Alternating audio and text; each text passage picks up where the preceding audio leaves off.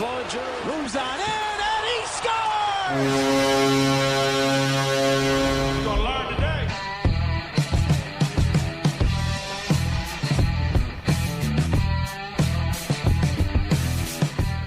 What's going on, everybody? Welcome to another episode of the Pod Street Prospects. This is Derek. And I'm John. What's going on, everybody? We're here to talk the hot topic going around Flyers prospect Twitter. The top 20 list just released by The Athletic earlier this week. Charlie O'Connor, Alex Appleyard. We've got some takes on it. We are going to talk some of the prospects. And by we, I mean the actual prospect guy, John Gove, is going to give us his top 20 here. I know. I'm going to do something I typically don't like doing. What's that? I typically don't like ranking these guys. I've always shied away from this, but I feel like it's time for me to just do it. And there's no better place to do it than here. See, and that's why I just don't do it. Because, one, you know these guys much better than I do. And I would just be terrible at this. I'm terrible at rankings to begin with. You remember the mock drafts we did. Yeah, some of us. I mean, with some of the ones that we hit, though, I was pretty surprised with. But, you know, before we get into it, I think people need to realize that these rankings, they're going to be all over the place. You know, mine shouldn't look like The Athletics because that just means I'm copying it. But I also think you should be able to look at it and go, that guy didn't just put that person there for shock value. Yeah.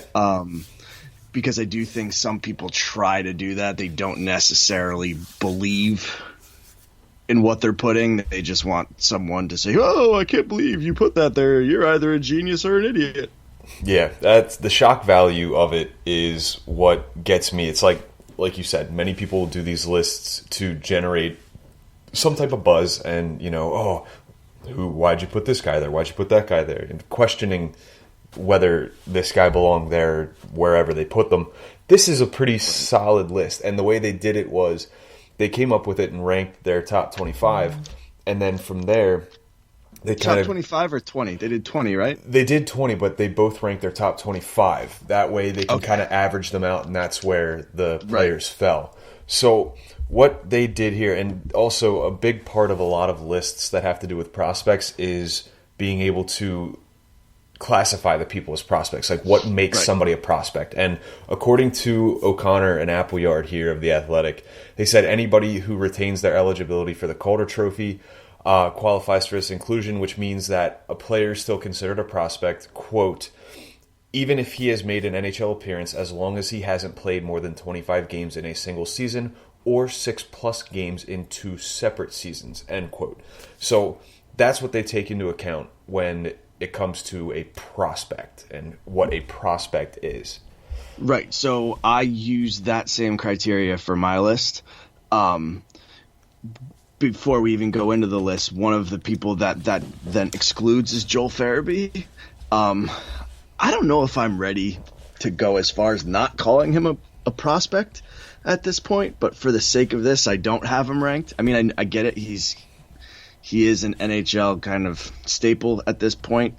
But I don't know. I mean, to me, he's still a prospect. I agree, too. And I in a way, disagree with them classifying prospects as they have.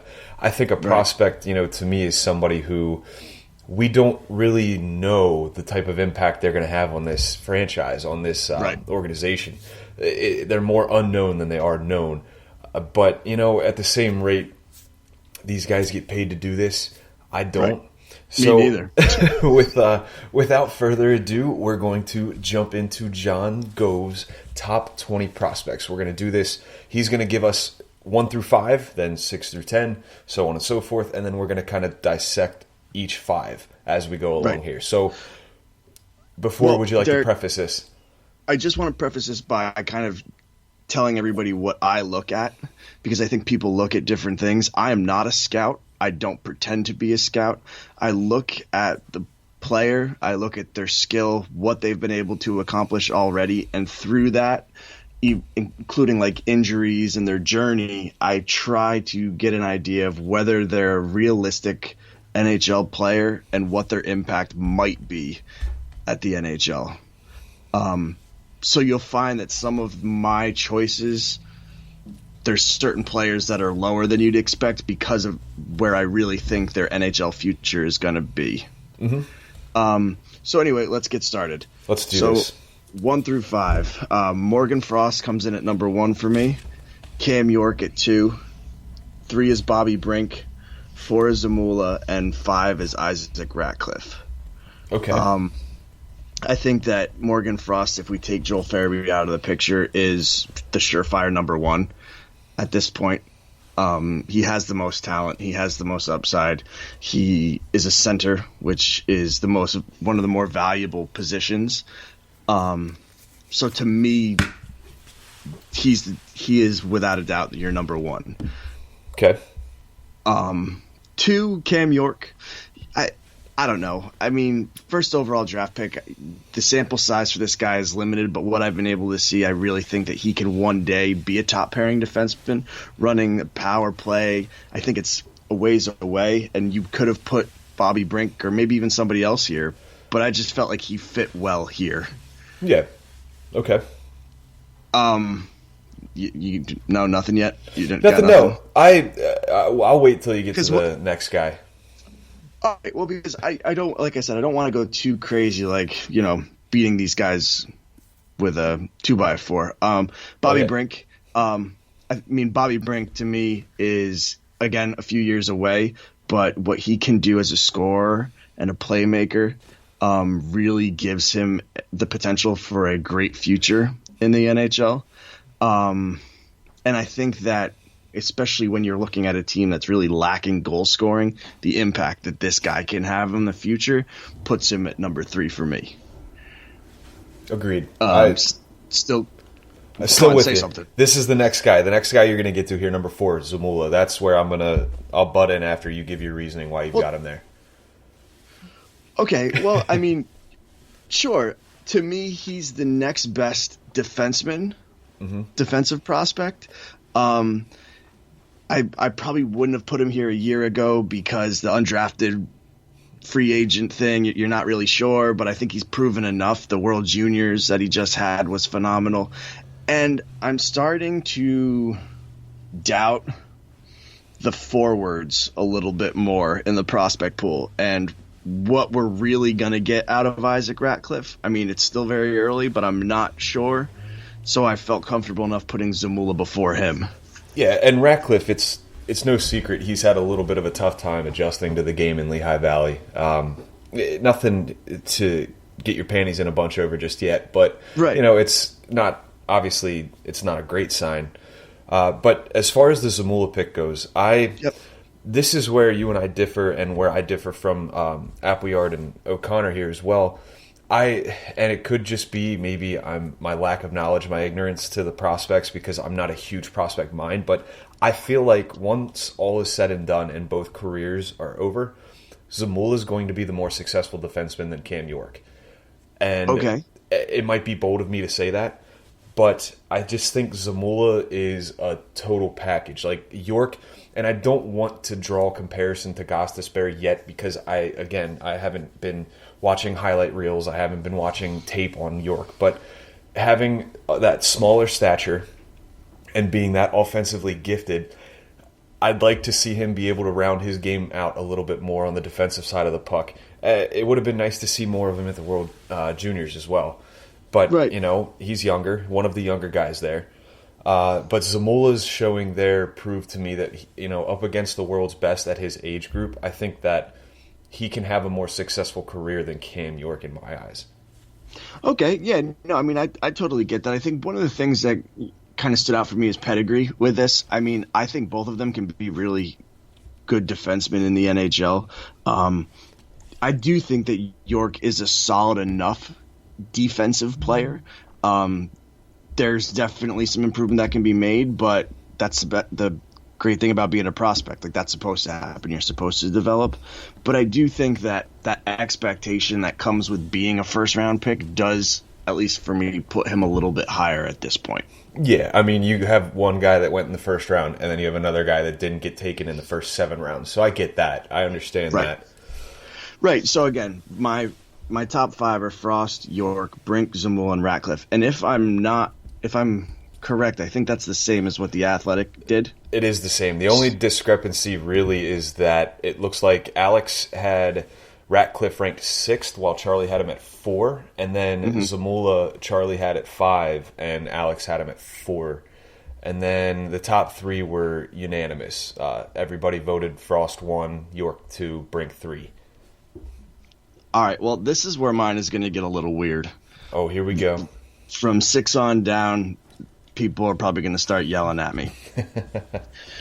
So after 4 for me, I kind of struggled because I think that there's a decent enough dip in potential and what exactly these prospects bring to the table.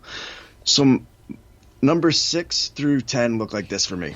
Samuel Urson, German Rubstoff, Jay O'Brien, Tanner Lashinsky, and Noah Cates. Okay.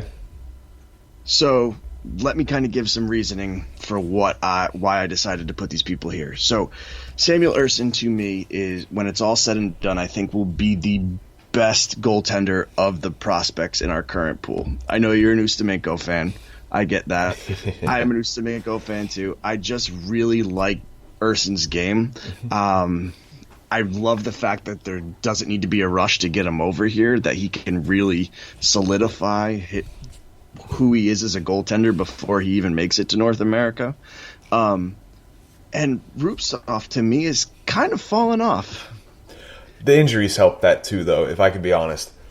But I'm factoring in injuries. Okay. Yeah, that's true. Because to me, that impacts your future. Yeah, and that's why I think, looking at the top 10 from the Athletic and then now yours, there's one guy I know you're not very high on that I'm sure is on the list, but... Yep, Yeah, but we'll get to him later. We will. And then, but the problem here is then you have Jay O'Brien, right, at 8, who also has injuries. And I think the reason that I have him as high as I do is, again, because of that first-round pick. I still need to see what he's going to do in college next year. I'm going to need to see if he can stay healthy. I mean, he's having injury issues again this season. Yeah. But his stats are good in the BCHL right now with Penticton. I mean, right. He's not at that 2-point-per-game mark that a lot of people were saying they wanted to see out of him, but he's not terribly far off. He's definitely over a point per game, which is good. No, I mean, and what I've said before is I want this to be the confidence booster year, and then let's have next year be the measuring stick. So for now, I want to keep him where he is. Yeah, I mean, at 8, keep a little promise there. But next year, if he has Providence all over again at BU, I'm ready to put him, much lower. Mm-hmm. So then I have Lashinsky, who I think is going to be the senior who receives the ELC this year, unless for some reason he doesn't want to play for the Flyers, which that's always the case. It could be the case. I just think that what he's been able to do in college every year, he's very much an impact player for Ohio State. I think that he has a skill set that would really benefit that bottom 6. He might even be a player that, if you desperately needed him, could play in the NHL next year. I don't recommend it. But, yeah, I mean, I do think that his style of play will mesh well to the NHL, and I think that people don't always give him enough credit. So I decided to put him all the way up there at number 9. And then 10 for me. Do you have something to add before I? No, I'm talking. I'm a fan of the Lashinsky move up to 9. I mean, I think a lot of people have been talking about how he could be a very productive AHLer as soon as next year, and like you said, if absolutely need be, get called up. I almost view his type of projection and the line of projection that he's on with someone like Torinsky, and you could just say it's kind of the last name similarity for me, but right. But being a good bottom 6 guy, I think if that's his ceiling, which maybe his ceiling's higher, I don't know, but That's not bad. We need bottom sixers. Every team needs them. So having a guy like Lashinsky in your pocket, I think, is a huge solid. And I think, when you're talking about forwards and the Flyers prospects, that's what you have a lot of right now is more of those bottom six guys. The next guy, Noah Cates, for me, I'm absolutely in love with this prospect. I think last year at the World Juniors, what they were able to do to throw him in almost any situation and be that guy who might not be one of your top scorers, but you want him to defend the other team's top scorers, knowing that he's going to be disciplined with the puck and he's not going to screw things up, was great. And now this year, his sophomore year, he has really stepped up. 21 points in 22 games. He's on the top line with his brother at Minnesota Duluth. He's only a sophomore. I also wouldn't be shocked if he got signed to his DLC this year. Mm-hmm. I really like what this kid brings. Again, I think he's more of that, I hate still saying bottom six, but like that third line kind of guy. Yeah. I don't think he's going to put up a ton of points in the NHL, but he's somebody solid that you could put on that third line or fourth line. Yeah. But yeah. A lot of these guys will say, bottom six, but in reality, we mean like you don't want to put them on the fourth line because that's usually your checkers, your grinders, right. The guys that have been in the league for a while that have stuck in the league because that's what they're good at. These guys have more potential than that, but the fourth line needs scorers too if they're going to have some luck with the puck. Hey. Especially in today's game when you really want to roll four great lines, like it'd be awesome to have these guys develop into a fourth line where if you had Lashinsky and Noah Cates on the fourth line, that's solid. That would be solid. So the Athletic, what did they have? So the Athletic had Rupsov at 6. And they had Urson at 7. So you flip-flop those. And then number 8, they had Wade Allison. Okay. 9 was Jay O'Brien. 10 was Mark Friedman. And that was, for me, I have a tough time considering Mark Friedman a prospect. The guy's 24 years old, and this is his third full year in the AHL. I really don't think considering him a prospect anymore. We kind of know what we're getting with Mark Friedman now. And that's... Yeah, he's not on my list. Yeah, and I figured he wouldn't be. I get by the criteria that Alex Appleyard and Charlie O'Connor provided. I understand that he falls within those parameters. It's just that's not how I would view him. Just don't view him as a prospect anymore. It's as simple as that. Right. Yeah, but that rounds out their top 10. 11 to 15. Okay, so this might be a little biased, and I get it, but I think he earned it. Number 11 for me, Wyatt Wiley. I love it. Number 13, Kirill Ustimenko. Yeah. 14, Sandstrom. Hold on a second. You just jumped. I skipped one. I did. 12 Sorry. 12 is Wade Allison. 12 is Wade Allison. Okay. Gotcha. I just wanted to make sure. 13 is Kirill Ustimenko. Okay. 14 is Sandstrom. Okay. And 15 is David Kasha. Okay, so you kept Kasha as a prospect there too. I like that. I did, but he still falls under that criteria, right? This is his second year, I believe, in the AHL. So he's still young, and I think keeping him as a prospect, I like that move. Okay, so I don't think that anybody gives Wyatt Wiley enough credit. I'm with you. I really don't get it. If you look at what this kid has been able to accomplish in the WHL, and look at this year, 42 points in 45 games, being able to play on his offhand, which I know other people can do, but I don't understand why people shy away from this guy. I really think in today's NHL, he could be a legit defenseman. Yeah. So I might have got a little carried away putting him at 11, but I think I wanted to prove a point. No, but there's defensemen that they have ranked ahead of Wiley in the Athletic article that it puzzled me, and I'm thinking I think Wyatt Wiley is much better than some of the guys that they have ranked above him. But I like it. I like the boldness of that move, putting him up at number 11. I'm all about being bold, and I like that. Yeah, well, thank you. So probably bold in the other way is Wade Allison at 12. Wade Allison, do not get me wrong. If we have a healthy Wade Allison, you're looking at possibly a top 5 prospect. You're looking at somebody who could probably play in the middle 6. I wouldn't go as far as calling him a top line winger. The problem with Wade Allison is Wade Allison has not been able to be healthy since like the middle part of his sophomore year. Yeah. And we're talking serious injuries. Yeah. You know, he couldn't stay healthy this year either. I don't know. I mean, to me, right, I'm not even sure if they're going to sign him to an entry-level contract. Yeah. It's a shame, again, because like you said, when he's healthy, stud. When he's not healthy is when you're like, damn it, Right. And he's been unhealthy more than he's been healthy. And I think people are afraid to knock him down the list because of his injuries. It seems insensitive. But the reality is that could prevent him from being a consistent player at the NHL.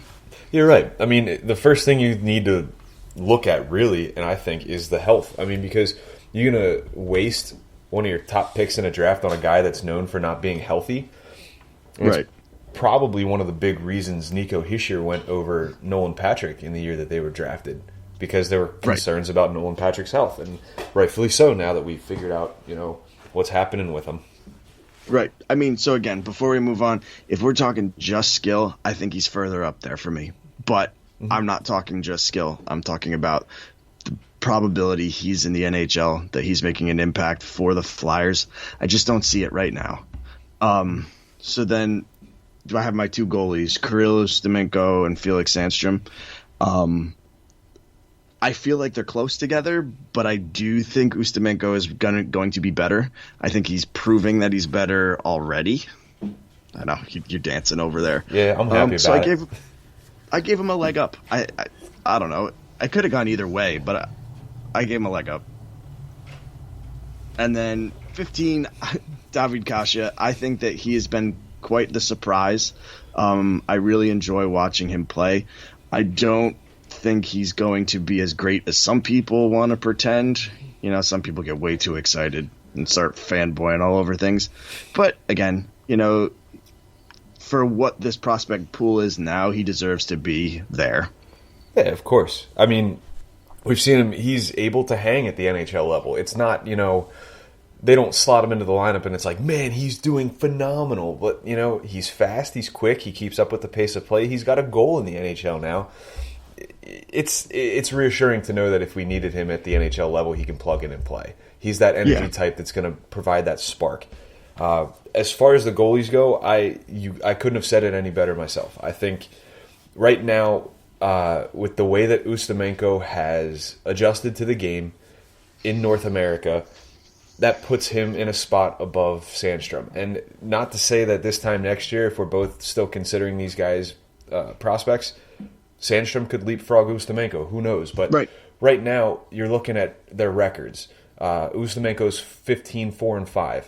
Felix Sandstrom is 6-9-0. Ustimenko has a .909 save percentage. Sandstrom's is .877. 52 goals allowed in 15 games played for Sandstrom, and then 66 goals allowed in 27 games for Ustimenko. Both numbers kind of but obviously Ustimenko's is better because he's played in 12 more games. So it's one of those things. I'm with you on that. I really think that Ustimenko has leapfrogged Sandstrom now in the pecking order for goalies.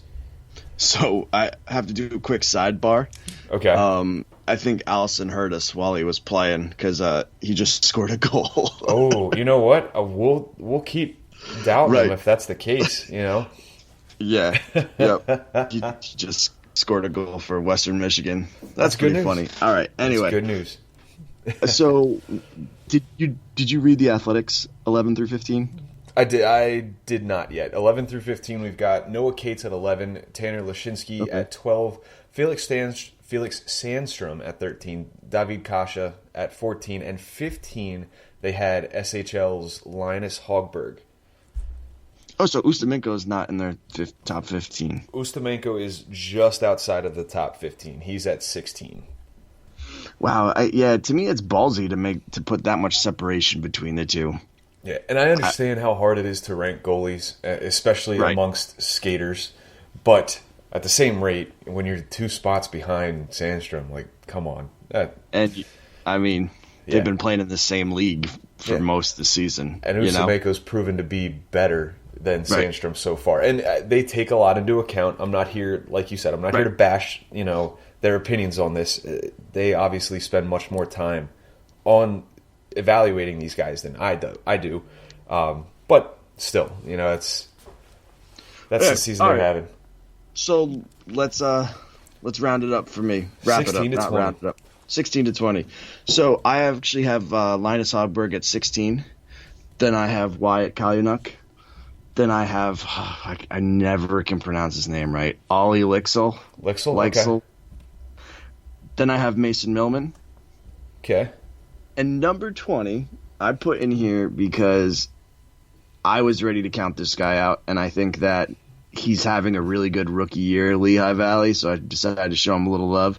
I put Maxim Sushko at number 20. You're the greatest. I love that. I love it.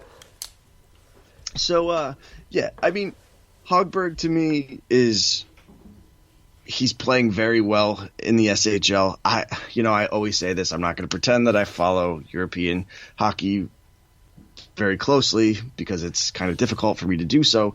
But he's playing well with his team. He's putting up decent points for a defenseman. He's got 4 goals and 6 assists. There's still a little uncertainty in whether he's going to come over. I think after this year, the Flyers lose his rights.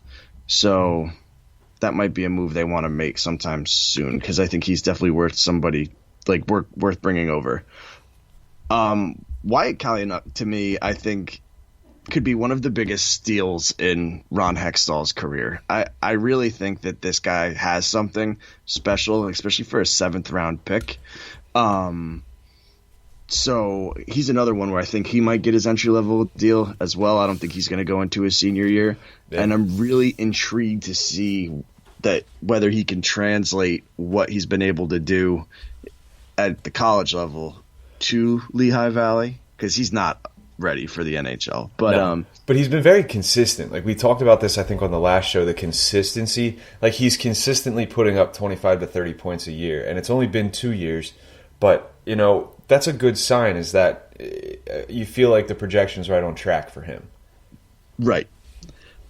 And then Lixel, to me, is just somebody with some intrigue. Again, SHL player. He's playing well. Not a lot offensively. 6 goals, 10 assists. But solid player. Yeah. After him, I have Mason Millman. Now, I know that certain people will say that Mason Millman should be higher, that maybe Mason Millman should be higher than Kalyunuk. I really like what he's been able to do this season in the OHL. Okay? This is his draft, the year that he is a part of an organization. He was just drafted. Yeah. 4th-round pick. And rookie season in the OHL. Yeah. So I'm just not sold yet. Mm-hmm. This guy scores a goal and everybody's like, "Oh, steal the draft." Yeah. It's like, calm down. I think it's okay for him to be 19 on the list because he's not going anywhere. No, yeah, exactly. In my opinion, again, I might even rank a guy like Ronnie Attard ahead of Millman just because of the fact that I don't. All right, maybe I'm getting ahead of myself. I think Attard's a little more physically mature and more ready to make that next step, but at the same rate, Millman could show some more consistency and change my mind, and I'd sound like a blubbering idiot. Right. Again, happens a lot. He's another one. If he again progresses in his next season with Saginaw, or if he gets traded anywhere in the OHL, then I'm ready to move him up. But I just need to see more before I do that. Yeah. And then 20 for me, Maxim Sushko. After his last year in the OHL was like, he really didn't progress at all. I don't think he's going to be much of anything. And he's got 7 goals and 8 assists. Not wowing numbers, but I think that he's been playing pretty well in Lehigh Valley. So yeah, I just want to show him a little love. Yeah, no, and I think that, a guy that most people are kind of writing off as just, he'll be another draft pick that, may be a career AHLer.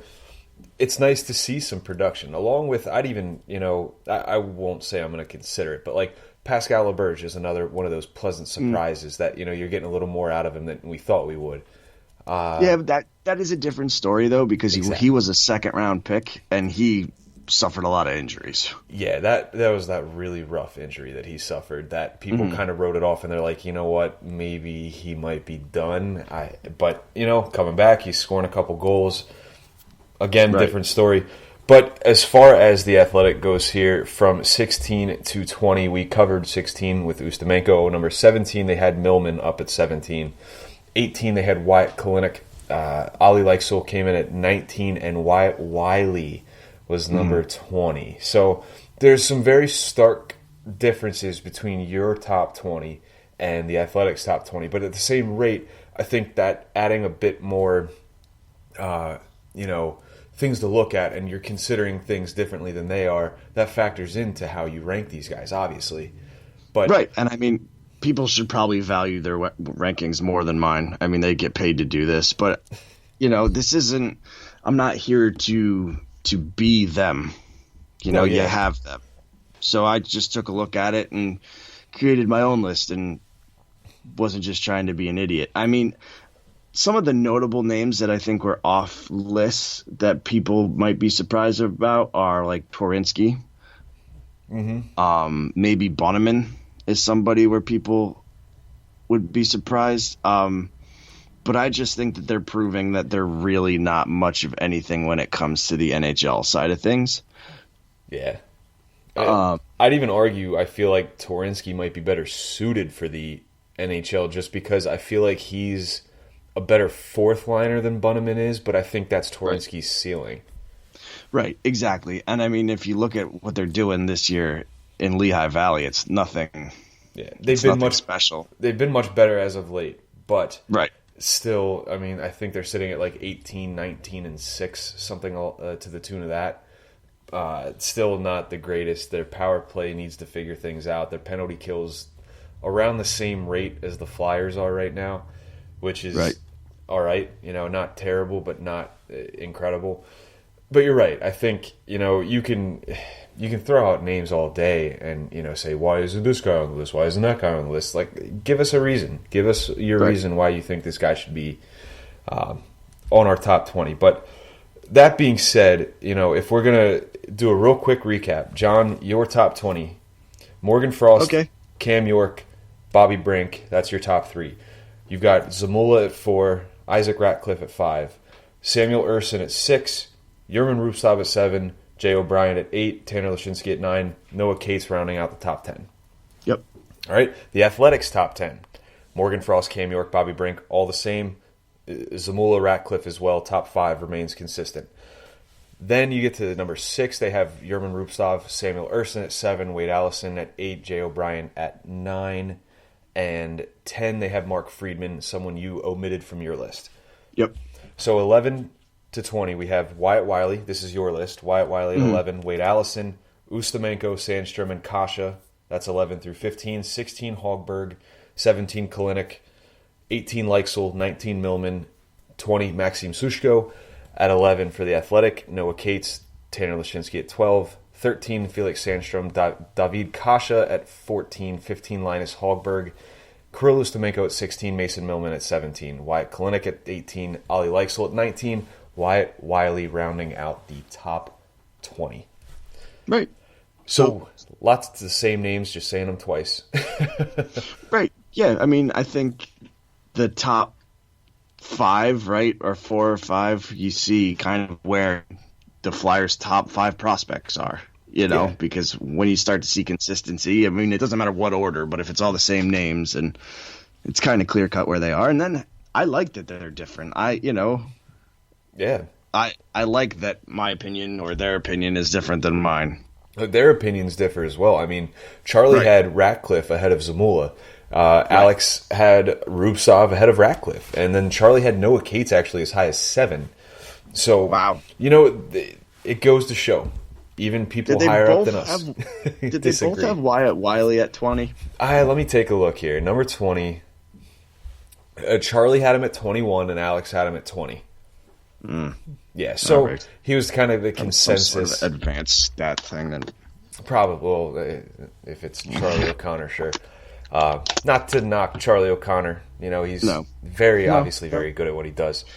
There was one guy that I was looking at a list that put freaking Igor Serdiuk on their list, and I want to be like, see, that's a shock factor pick. I mean, the guy had 8 goals to start the season, and now he has 11. Mm-hmm. You know, like. Do I dare ask like who it is? If you remember who it is. I know who it is. Okay. Just for the sake of, we could do the off-air stuff. Yeah, but folks, this has been John's top 20. I say ours like I had any hand in this, aside from being essentially the mediator here. But that has been John's top 20 prospect-wise. John, please let these fine folks know where we can find the brand new Pod Street Prospects and the 3rd episode. All right, yeah. So you can find our new Twitter at PodSt Prospects. It is more active during the weekends when the prospect stuff is going on, but it's fun. You know, follow it. That'll be nice. Yeah, absolutely. And you can find John and myself on Twitter. John is PodStreetGove. I am PodStreetBob. Until the next time, folks, we'll have a brand new episode of the Pod Street Bullies podcast coming up in the next few days. Aside from that, enjoy All-Star Weekend. We can watch Travis Konechny chirp these kids all weekend long. I can't wait for that. But for now, goodbye. And as always, let's go Flyers. Bye now.